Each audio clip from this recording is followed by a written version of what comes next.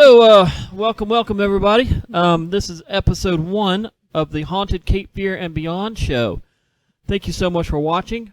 First off, let's just get some things rolling here. We'd like to thank our sponsors, the Museum of the Bazaar and Justin Lanassa. He is not going to be with us tonight, but he is going to be on future episodes, so we're looking forward to that.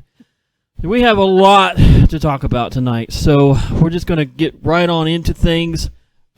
We are excited about this. This is a brand new show.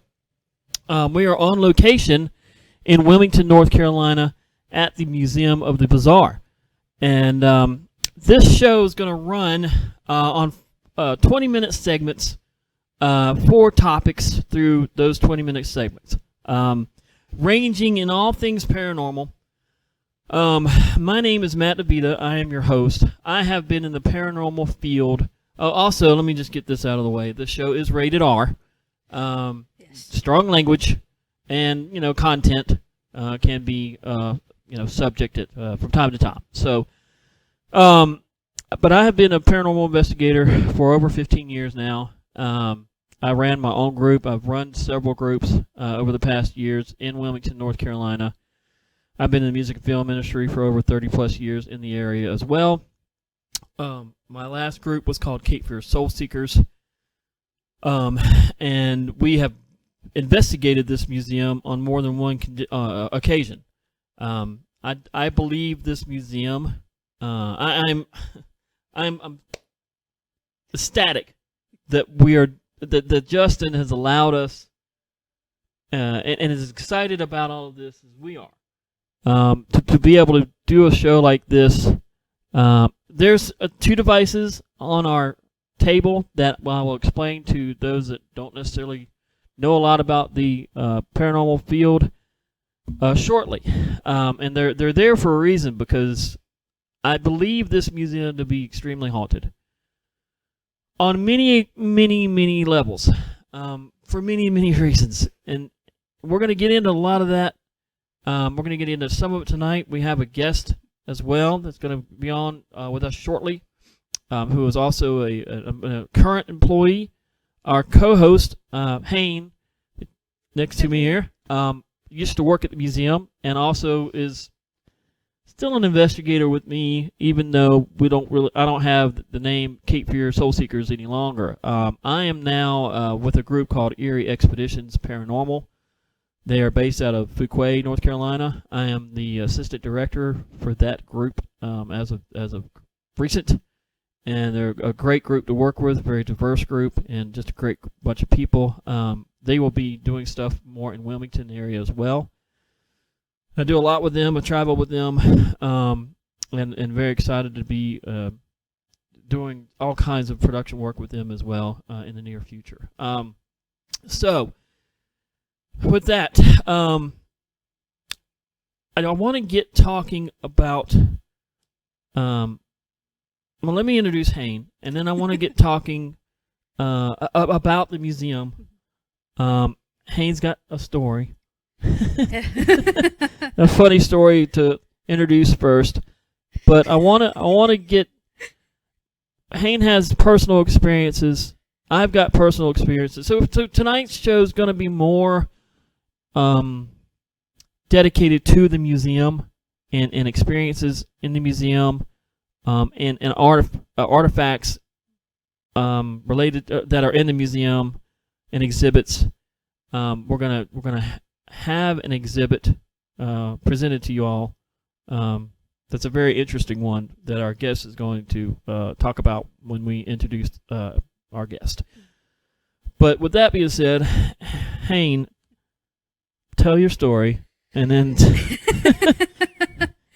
like you want background or no? Give yourself a background. Okay. My name is Hayne Parrish. I'm a native of Wilmington, North Carolina.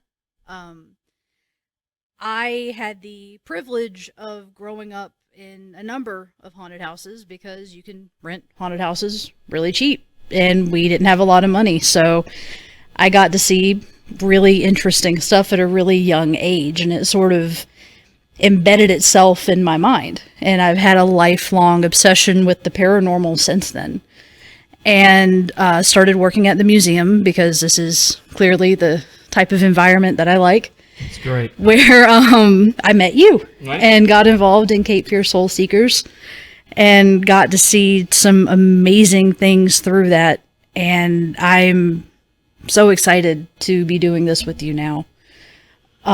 So you have a story, which is it's more of a. I'm just gonna let you tell it, but after you tell that story, I do want you to share some personal experiences that you've had. Not necessarily you've been on investigations with Cape Fear Soul Seekers when I had that group, and we had experiences in the museum. But I want you to talk a little bit about, your experiences as an employee, not just as an investigator. Yeah. Well, as far as the story that you've been wanting me to tell, for context, there was an issue with people clogging the toilet in the So bathroom. before you do that, tell a little bit about what the museum is. Oh, okay. The museum. For the for public, watching the Okay. show. The museum itself is a collection of oddities, curiosities, movie props, haunted objects. It's a sort of catch-all for things that might make your skin crawl a little bit. Now these things are gathered from all around the world. Yes, they're not all over. just United States. They're from all kinds of Everywhere. places and taboos, so to speak, type artifacts as well. Oh yeah, we have a mix of lighthearted, happy objects and things with a much darker history, because things like that shouldn't be sugar-coated. People need to be aware And of I'm them. gonna tell you, this place doesn't sugarcoat shit. No, no. Just so you know, those wanting to come check out Museum of the this bazaar, it's the real deal. Yeah, I still say we because I even though I don't work here anymore, I still love this place You're still family. so much. Justin, I think, considers you still to be family. I love this place. This was my second home for a really, really long time, and it will always have a very big spot in my heart. So now that we've gotten that, out of the way, let's move forward with the story. So, for context, we were having issues with the plumbing and people flushing things that weren't meant to be flushed. And we got tired of it. So I wrote a little ghost story for our bathroom, which was essentially it was the legend of the cursed toilet of the Cape Fear. And Say that one more time. the legend of the cursed toilet of the Cape Fear.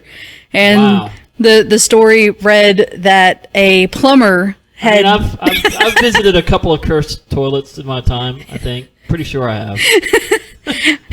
if you've ever been to a bar late at night, you've been to a cursed toilet. But no, the story I wrote basically was that the last plumber that had worked on the plumbing was trying to unclog everything and had a heart attack in the middle of it, and with his dying breath cursed whoever plugged the pipes, that they would always have to pee in the middle of the night and not be able to go back to sleep after they had woken up to use the And bathroom. how long did it take for you to come up with this?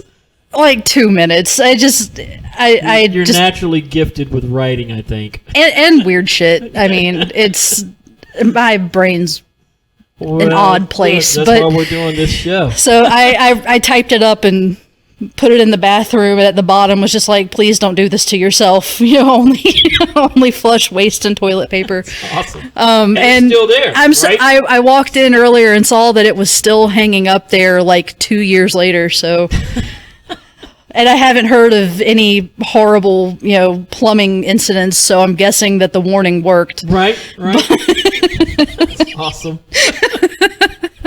Oh Lordy! I've heard not stories in that sense, but I've heard people That's post. a weird contribution. I've heard of people posting similar things in bathrooms. Little.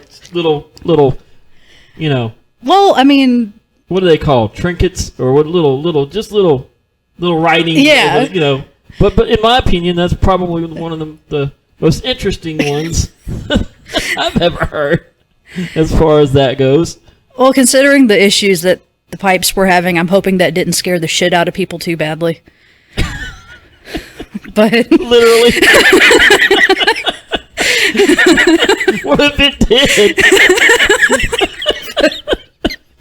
Oh God! Oh man, that's funny. What if? Could you imagine? Oh God! Whew, I was surprised to still see it up. There's our But potty humor for the night. oh yeah, literally. Literally. I am kind of wondering how many people have taken that seriously, though. Right. Well, Did you know they have a cursed bathroom? There's all kinds of different walks of life, so you never know. Somebody might have actually done that. You know, I mean- It felt like they had to bless themselves. I mean, use the bathroom in the place. I mean, considering everything that's in this museum, a cursed bathroom really would not be the weirdest thing. No, So- not, especially not in today's day in the world. You know, anything's possibly available to us these days. I feel so. All right, well, now we got the humor out of the way. So, what is some of the as a former employee, two things I'd like to discuss with you, and you can say them in whatever order you would like. Okay. One, what is probably the most intense paranormal experience you've had as an employee here? Because there's a bunch of them. Everybody that's worked here has them. Yeah. That I know of. Also, if you had a favorite exhibit, I'll give you a top three, because I know there's so much here. I don't think you can have just one favorite exhibit. No, it's impossible to. So out of your top, give me a top three. Can you give me a top three?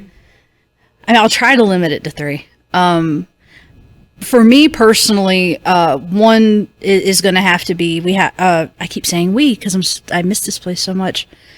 One of the exhibits that is my favorite is a ceremonial skull that used to belong to Aleister Crowley that he used. Is that still here? Yeah, it's right over there. Because I know about the chair. Yeah. I didn't even know that the skull was. Yeah, the skull is still here, and he actually used it during ceremonies when he founded Thelema. Wow.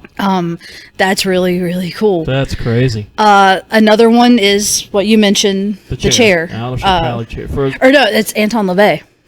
Yeah, but they have Aleister Crowley's chair too, don't they? Or is it Anton Yeah, LaVey's? Anton LaVey. Anton LaVey. He, for those of you that don't know, I think I got that wrong. I thought it was Aleister Crowley's chair. no, Anton LaVey's. It came from his personal office. Okay, so for those that know me, I sit corrected. Now, for some reason, I think I was telling people it was Aleister Crowley's. It'd be awesome if we had one of those chairs. Yeah. Okay. So I'm going to let the public know that I have made a mistake on that. So Yep. it is Anton LaVey's chair. Now, Yep. for those that don't know, who was that? Anton LaVey was the founder of the Church of Satan. But you have Aleister Crowley's Yeah. skull. Yes. So I just got that mixed up. Yeah. I knew something of his. Yeah. in here. Okay. Yep. I wasn't that far off, guys. No, not very far off at all. But no, Anton LaVey, his chair is here. I've had the opportunity to sit in it multiple times. Me too. Awesome. Yeah, it's awesome. It's surprisingly comfy. But God, another favorite item. There's so many things So in that's here. two. There's so many things in here I love.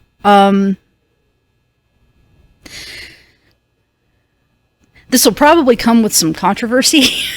Because everything comes with controversy these days. this is true. Because I don't condone this behavior or anything like this. But as a piece of history, we do have Jeffrey Dahmer's knives. I was well aware of that. Yeah. And like I said, don't condone what he did, but as a piece of history, it is very interesting. It's extremely interesting. The Charles Manson letters Yeah, are those as well. crazy interesting. There tons of letters from mass murderers and serial killers. The one that sticks out to me is BTK's. He you really get a feel for how pretentious of an individual BTK is Right. through that letter. Right. It's really, really interesting. So, I guess my three would be number one, Anton LaVey's chair, who I formerly thought it was Aleister Crowley's chair. So, well, you know, whatever. I really like the Han Solo replica exhibit. And I like Pinhead. That was my first crush. Well, you know, I mean, it says a lot without having to say anything. Explains so It much. explains so much. So that's probably my three right off the top. Now, there have been 12 confirmed deaths here, correct? Yes. I think I was told that by more than one employee. Mm-hmm. And others close to here. Yes. And one close to the that was close to the museum. Mm-hmm. You know what I mean by that. Yeah. So, we'll go into that. Maybe not this episode, but just others for sure. So, as an employee, what would be your most memorable experiences, you know, on a paranormal sense? There have been a number of them. Everything from hearing footsteps on the roof to seeing full body apparitions walking around. And You mentioned the footsteps on the roof. I can't. We've been here more than one time as an investigator. That shit creeps me out. It's happened to me twice. It happened the very last time we were here, and it's crazy when y'all may not believe this, but who's listening to this show? But I'm telling you, this shit is crazy when it happens. yeah, I think one of the ones that stands out the most for me, because it takes a lot to freak me out, like a tremendous amount. Right. And this actually did kind of scare me. Was when we were doing an investigation in the serial killer section, and we're using the items to sort of attempt to channel Right. individuals to try to get them to communicate. Right. And we were attempting to make contact with Richard Ramirez and actually feeling something like come up and touch me while we were doing that. Wasn't it more than once? Yeah. Yeah. And it, like I said, it takes a tremendous amount to freak me out. That did it. Now, I think this is a good point to stop where you're at real quick. Because we feel that this place is haunted, we've set up these two K2 meters for the show. We're trying to keep them away from equipment as much as possible, because certain equipment can set them off too. So that if anything was to happen while we're talking about any of this type of stuff, and presence, spiritual presence decides that it wants to be a hardcore conversation, we are allowing that, and we've set the K2 meters up as, you know, an indication for us, for them, you know, to communicate with us while we're broadcasting. So for anyone that watches this, that's what we're using the K2 meters for. So that you said that would be that was the one that really stuck out the most for me, because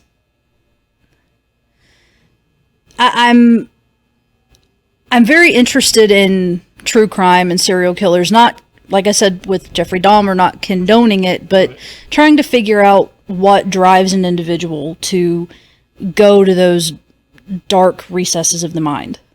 And it's one thing when you're reading about it or listening to a podcast or something like that and you're removed from it. It's another when you're actively attempting to contact something, not entirely convinced that you're going to, and then all of a sudden you feel something touch you.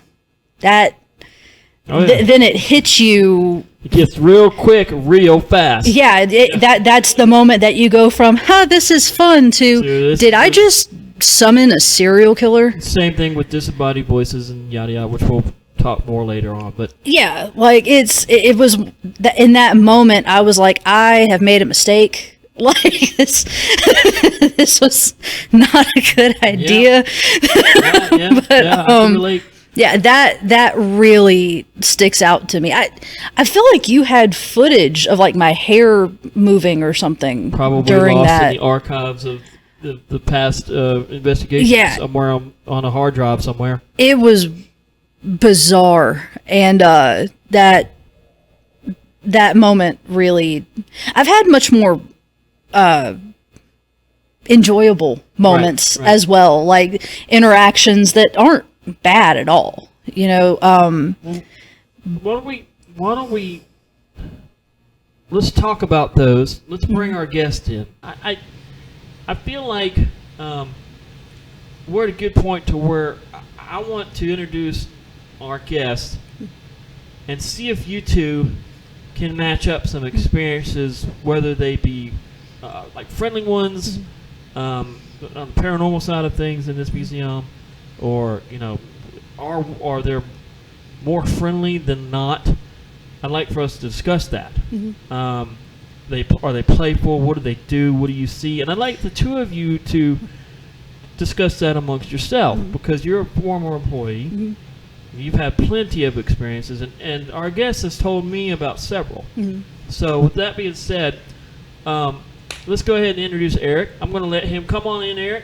I'm going to let him give his official title, and I tell him a little bit about himself and what he does at the museum. And he does some other interesting things on the side that at least I find interesting, and so do other people. I have not seen him do this, but I want to. So take it away, Eric. All right. Thanks for having me, first of all. And thanks for being here. My name is Eric Auditorium. That's ODDitorium. I'm kind of an assistant curator here at the museum. I'm also a floor person, and I am also the resident sword swallower. I would love to learn how to do that. So, sword swallower. Let's talk before we talk about. But you've been on tour with this. Oh, yeah. I've How long have you been a sword swallower? almost 31 years. What in the hell did you do? So, explain to me when you. People get this to me all the time. I get this all the time. Why in the hell? How did you wake up one day and go, I want to be a paranormal I don't like the term ghost hunter. That's just me. I'm a spiritual person. I believe in being a paranormal investigator. We don't hunt ghosts. I don't. It sounds Okay? aggressive. It just sounds, I'm not sitting there, for camera's sake. I'm not sitting there with a gun, hunting or whatever. Anyway, each to their own on that. But so, let me back up. Did you just wake up one fucking morning and go, I want to swallow some damn swords? Well, What the? I saw it when I was a little kid at like a county fair, and I always knew I wanted to do it. I learned almost all the other working acts of the sideshow: walking on broken glass, eating glass, human blockhead, fire breathing, fire eating. You might be my new hero. And then when I was about 17 years old, I finally convinced the sword swallower to teach me. It took me 2 years to learn, and I've been doing it ever since. It's Nice. almost every day ever since. That's awesome. So, how dangerous is it? And here's why I I'm- want to talk about this, because the Museum of the Bizarre is an all-in-one. I'm like a Walmart for oddities. Is that like a good? I hate to use Walmart per se, but it's basically what it is. It's a oddities superstore. So, in my opinion, what you do falls in because you work here. Oh yeah, Justin, the owner Justin, basically collected me. Like, I get it. I know Justin. I mean, that makes Yeah. sense. So, how dangerous is that? I'm literally risking my life every single time I do it. I can't. I'm trying to picture a fucking sword going down your throat right now. We can make that happen. Would you like me to? How's your anxiety tonight? Whew, this is the first episode. You know what? Are you up? Are you feeling? You know, you would have to point to camera 1, which is the middle camera. Right, yeah. Can you? Could you do it standing up behind here? Absolutely. And make sure that you're on camera? Because I would hate for it not. Well, yeah, we'll figure it out. In. All right, hang on, folks. We're gonna. So Eric's gonna step up. This is big, folks. Folks,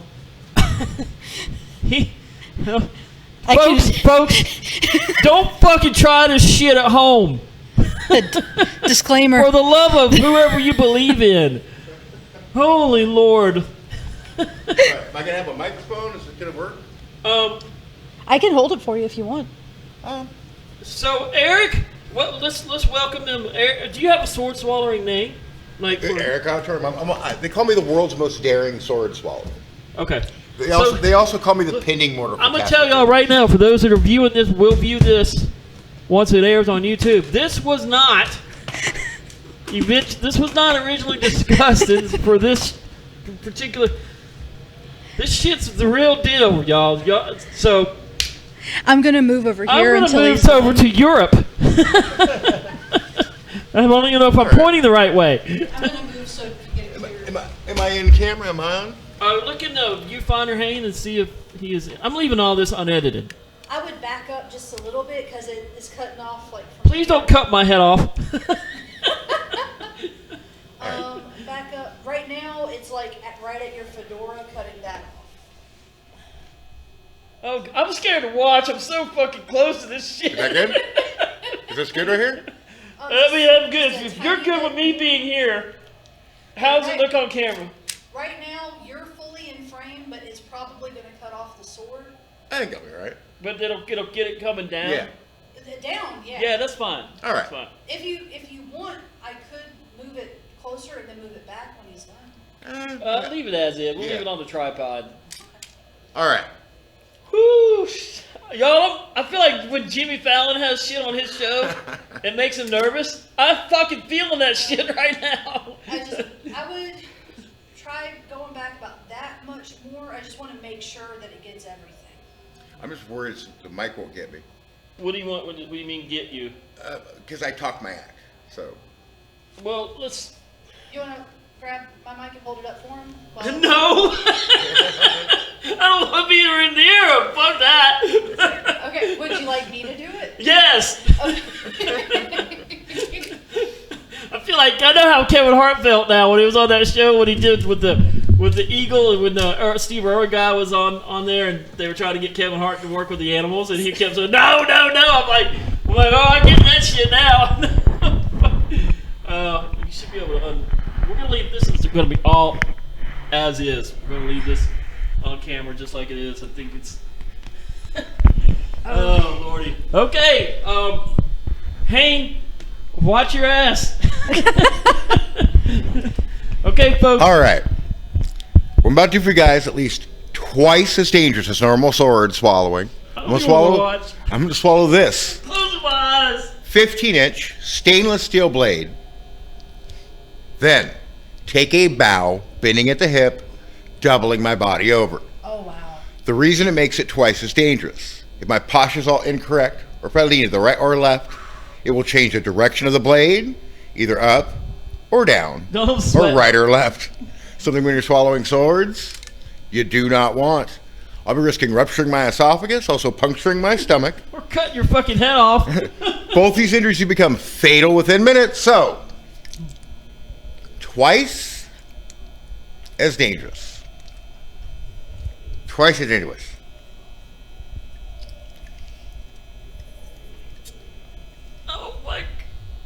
Oh my god. That shit's fucking real shit, y'all. Holy shit. Thank you very much. Now, a 15-inch blade is the shortest sword you can swallow and still be a respectable sword swallower. So we are going to push on.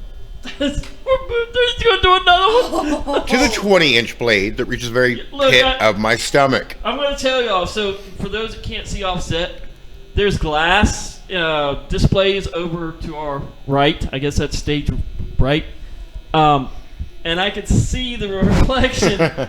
Were you not looking? Fuck no, I wasn't looking. All right, I'm going to swallow this 20-inch blade. I'm looking at the reflection though, because I'm also having to watch all of our other shit. At least that's my story that I'm sticking to. If it All right. makes you feel any better, I went to school to be a medical assistant. Oh, well, I used to be a firefighter for 15 years, but I don't want to have to fucking put pressure on nobody's jugular vein. All right. I'm going to swallow this 20-inch blade. It's going to go into my mouth, down my throat, through my esophagus, between my lungs, behind my heart, finally can rest the very bottom of my stomach. I will then take a bow, making it twice as dangerous. This is fucking crazy. And then Matt y'all. here is going to become the X Factor, making it 3 times as dangerous. Oh, great. Matt, you are going to very carefully grab a hold of the handle What? and pull the sword from No, my body. I'm not doing that shit. You're on the spot. Here we Hold go. the microphone. Let it hang on. No. Oh, fuck no. Shit. I'm an expert volunteer picker. Oh, God. So what I got to do? I'm gonna swallow the sword, take a bow, grab a hold, pull it straight on out. Just go straight. Look, don't do this. Don't do this. No stirring, just straight on out. I need like a bunch of shots of some shit before I do. All right, here we go. You did this to yourself, man. Holy shit. Holy shit. I'm scared. That was Oh awesome. shit, y'all see me shaking? Holy moly. So that's part of what I do for a living. Oh, y'all, I feel Jimmy Fallon, man. If you ever get to see this, I Dude, that was totally feel badass. your pain when you do stuff like this. Woo! Oh right. my god, that was That's crazy. so cool. That was crazy. Are you okay? I'm good. No, my heart's like in my fucking throat. Oh my god! Don't try that at home, kids. Yeah. This guy's a professional. Yeah, don't try it at home. That's, Woo! Jeez Louise! Oh my god, that was some of the most crazy. I was a firefighter for I think 14 years. I said 15. I lose count. And I've done some crazy ass shit, but I don't think I've ever done. I can't tell you the joy it brought me. Seeing me about crumble to my knees when I touched that fucking sword. Holy The moment you were shaking a little bit. fuck, yeah, I was shaking a little bit. the moment you said, "I'm gonna need you to pull that out," in my mind, I went, "Yes." I'm only a little bit of a sadist. Hey, I guess officially now I am too. Holy moly, good God. All right, y'all. Woo. All right, take a breather. How do we top that? Thank you very much. Good night. You can. Fuck. That was awesome. I mean, that's probably one of the best introductories to a show I have ever done Oh, in yeah. my life. That Holy was so crap. cool.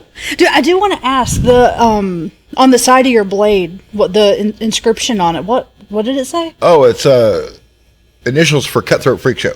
Nice. That's my troupe I perform with pretty regularly. Nice. Wow. So let's tone it down a notch if we can even Yeah. get to be able to do that. I'm not going to sleep with a shit tonight. I'm all wired as shit now. Whew, God, that was insane. Y'all don't know. Unless you've done this before, then you do know. But I mean, not with swords. I mean, come on, this shit's crazy. All right, so let's try to kind of. We're going to try to kind of end out this night on you all.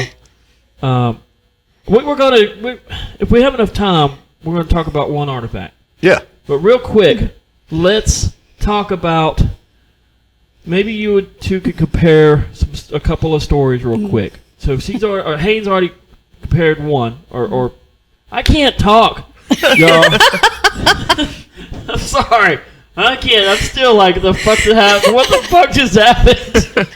The fuck just happened? Yeah, I didn't mean to derail the whole show. No. That was this is all brilliant. part of it, but I am derailed. Okay, I am fucking. Whoo! It's Anyway. crazy. You had the sword down your throat. I was more worried about him. Oh, I was freaking the fuck out. I knew he was going to be fine. I didn't want to kill his ass. I didn't want that on my fucking conscience. With evidence. Well, yeah, until whoever views this shit. Oh my god.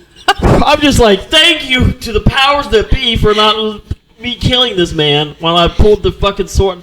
Yo, I'm telling you. I mean, don't get me wrong, it was like one of the fucking coolest things ever. But it was, whew. Anyway, alright, let's tone it down. So, Eric, tell it. Do you think, based on your, how long have you been here? I've been here a couple of years now. And based on those couple of years, I still have flashbacks of that shit. Based on a couple of years, give us like your most memorable paranormal experience, and also, do you feel that they're typically more friendly here, or how do you feel this overall the energy is with the spirit? I've never had any kind of really negative experience with the stuff that goes on here. For the most part, whatever's here, I don't know if it's necessarily friendly, but it's not aggressive or harmful in any way. Right. Yeah. I don't know if friendly is the right word. I feel like there is kind of some negative stuff going on around here. I don't know that's necessarily connected with the building per se. So, I mean, we've got a lot of weird stuff in here. Yeah. So I've been told that by other employees that they feel that the positive energy keeps the negative energy in check to where it can't get ridiculous. I can see that. I mean, it makes sense. That's just what I've been told, by former. And a lot of what I've seen, I don't know that it's actually like not necessarily a ghost, more like an imprint. A lot of what I've seen. Right. What happens typically, the place will be empty, and I see somebody walking the floor, and I think I missed a guest, and I come around that corner to see them, and they're not there, and it's always in my peripheral. Now, Does it seem like a man, like You know, not like a quite medium tall? build, Yeah. medium build so man. you're gonna be guests on other shows. We've already talked about this because I want to get more involved into specifics on other shows because there's just we can't do it all. We can talk about just this museum over several episodes, right? Yeah. And we might, at least in segments. We really hadn't even talked, we really haven't really stuck with the format tonight. And it's still been a lot of fun, and some crazy shit. I'll give you that, But, we're limited on time. So overall, and we're going to go into more detail the next time you're on. Thank you again. Yeah. I mean, thanks, really. Thank you for coming on. Thank For you scaring the shit out of you. For giving me 20,000 mini heart attacks in a matter of 5 minutes. I appreciate that. But you, as a paranormal investigator, I've been in here more than once over the past 10 years. Mm-hmm. And we've always had something happen. It's never been a disappointing experience here, and it's never been necessarily a bad. I think we got time. What time? Anybody know what time it is? Let me look at My phone is over there. It's just now 9:30. We got time. You have. Let's talk about one of the artifacts. You got enough time to do that? Yeah. So, we're every episode too. We're going to do a show and tell here at the museum. And I'm going to let Eric grab it, and I'm going to let you two explain it. Okay. Is that good? Yeah. So why don't you go ahead and grab that thing? All right. Actually, while he's grabbing that, you can tell everybody what it is, and what it does. To be 100% clear, I'm not entirely certain where Justin actually got it from. So as far as its personal backstory, I'm kind of foggy. Eric will probably know a little bit more about that than I do. I really don't. And there's actually two. There's this one that I feel like you're more familiar with. Yes. So what is it? It is a Dybbuk box. What is the background of the Dybbuk box, and where is it from? All that good stuff. traditionally in Judaic religions, I can't talk. I have to edit that. We just had a freaking sword swallower next to us. Typically in Jewish traditions, Dybbuk boxes are used to store sacred wine, used during ceremonies. However, should a demonic infestation or possession occur, they make a very convenient container to trap the demonic entity. And that's where I think people kind of get the idea that all of them are evil, Right. or associated with dark Hollywood stuff. tends to, Yeah. yeah. But they're less made for demons and more just happen to be very handy should there be a demon. I would like to put one in this one, but I was not allowed. Do we know if one's already in there? There's another one here at the museum that he knows far more about than I do. We're Yeah. getting ready to have him open this up. There's nothing in this one, but I can show you how they open. Please. And it's got, wine glass. No, I don't need to see it. That's for that camera. Yeah. So they need to see it. So yeah, it's basically it's a wine cabinet, but it doesn't have to be a wine cabinet. Yeah. You can actually trap the demon in other kinds of boxes, and there's certain things that need to go into it. I'm not exactly sure what. And there's a specific kind of rabbi. How old is this concept? Thousands of years? I'm not entirely Hundreds? certain. The idea of a Dybbuk, which is it's the way it was explained to me is a Dybbuk is somebody who, through sins they committed in their lifetime, is doomed to wander the earth, and they attach themselves to a person, a living person. Now we've talked, so we're going to talk about this as well. I'm a firm believer in the spirit attachment theory. I preach on it constantly. Everybody who knows me knows this. I feel that spirits can attach themselves to objects and people, and to the point of possession. Well, and that's essentially what's happening is it's possession. They have to do an exorcism, Right. the Jewish rite of exorcism, Right. and they put them in the box. Right. These wine cabinets are usually used for that. However, they can use other boxes, and that's what I'm about to show you now. Okay. For 1 minute, let's up here. So, yeah, I did a thing tonight, folks. I'm going to look at this camera because my other one's I feel like that's going to haunt you for a really long fucking time. ever. All right, now here is a Dybbuk box that has been sealed, which means that there So don't want to unseal it. there is a Dybbuk in here. And like I said, it's a certain specific kind of rabbi has to do it. There's certain things that go in. Do we into know the what box. demon? Do we have any history on who it might be or what? We really don't. And Kids, that's why these aren't toys. This is not something to play with. The name if you is ever get one of typically these. put in the box. right, Yeah. There's a name. Sometimes there's hair in there. There's usually a coin. I'm not exactly sure what all goes into it, but I mean you can hear that there's things in there. I don't like. Well, don't to piss the demon I off. don't like to jiggle it too much. Next thing you know, he's gonna be like, "Fuck your swords, man! I got shit worse than that." But this arrived in the post, so it's been jostled already. But it was packed really well. I knew what it was as soon as we opened the box. The Yeah. things you can ship. Right? It's crazy to think about that because Seriously, that's why I said it. the way the story goes is it was a person at one time.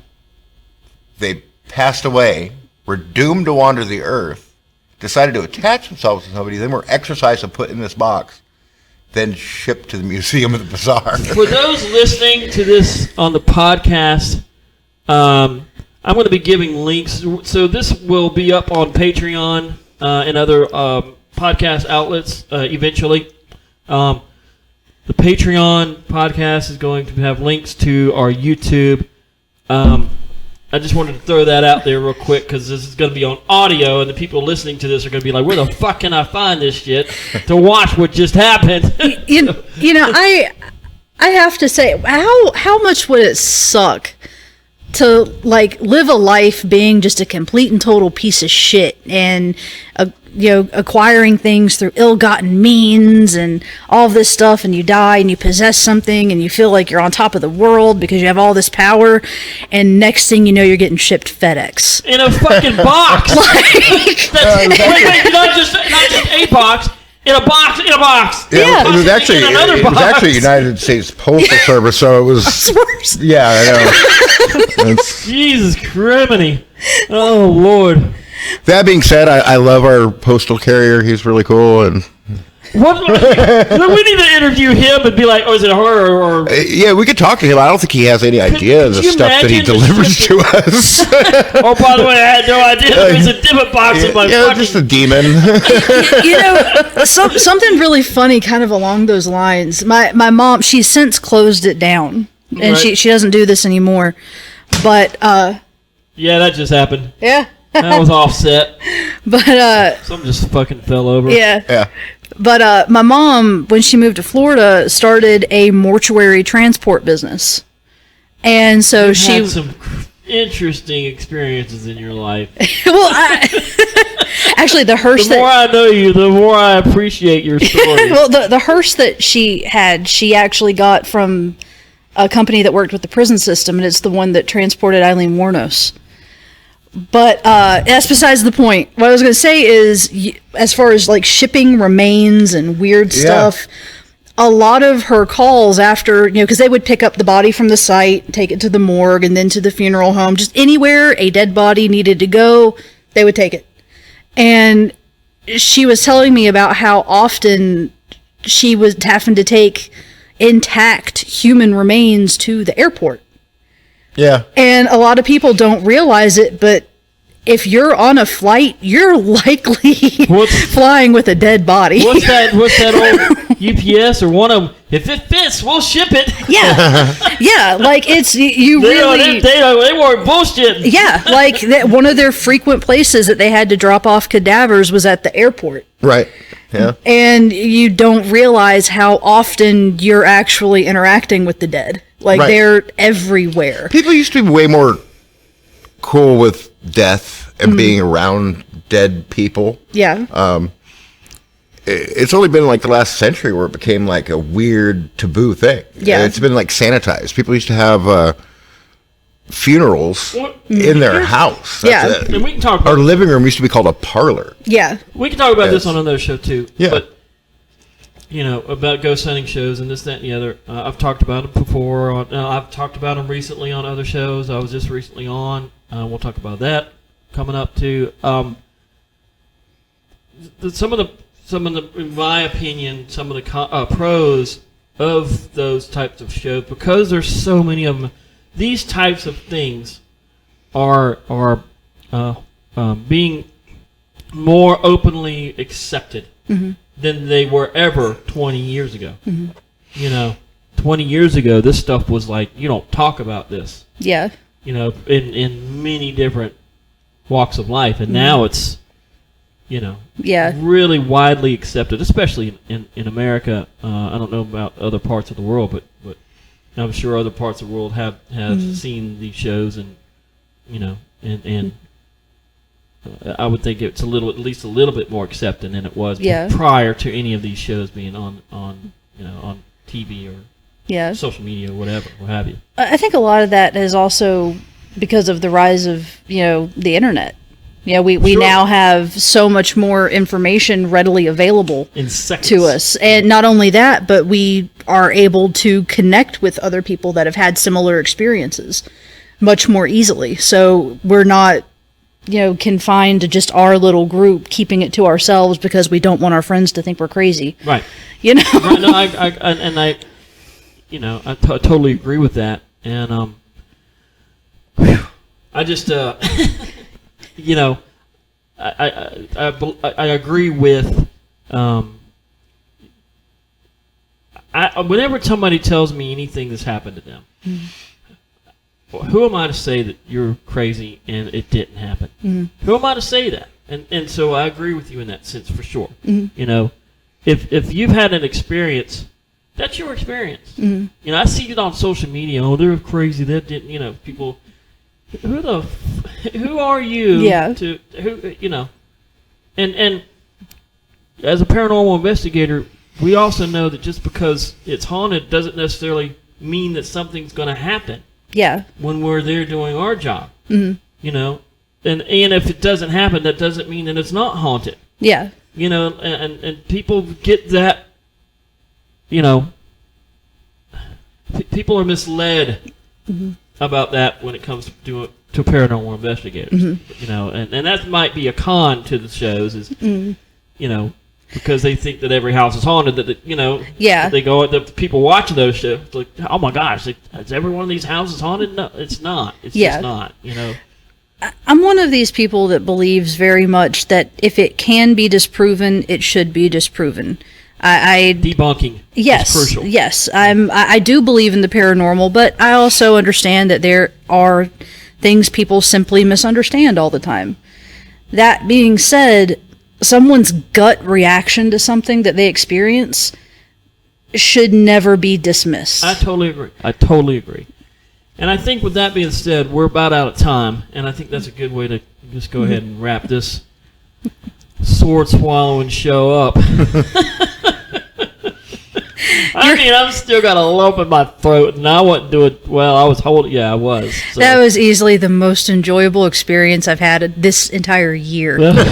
Not just witnessing it because it was awesome, but the reaction. I was just gonna say it was an experience I've had for this entire year. I don't know how else to classify it. I'm so Eric, glad your esophagus is okay. You are an amazing. You both are Yeah. amazing people. Oh. But to be a part of what just happened, I am in awe. I'm in awe still. Oh, thank you. You know, and to have so much more respect for Sword Soul. Not that I didn't, but now I've seen it up close. That shit is legit and the real shit. It's the real deal. And I'm glad I didn't kill you.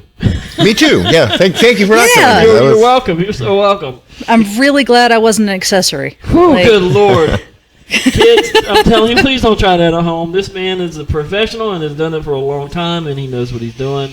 And he's a great person. Come down and see him at the museum.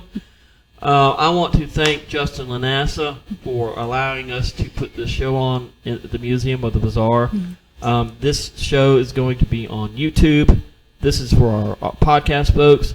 For people on YouTube that want to listen, it's going to be on. I think we're going to put it on Patreon and I'm sure it'll be on other social media links as well. You can also find us on Facebook at Haunted Cape Fear and Beyond. We will eventually be doing live shows as well. I don't know about sword swallowing live.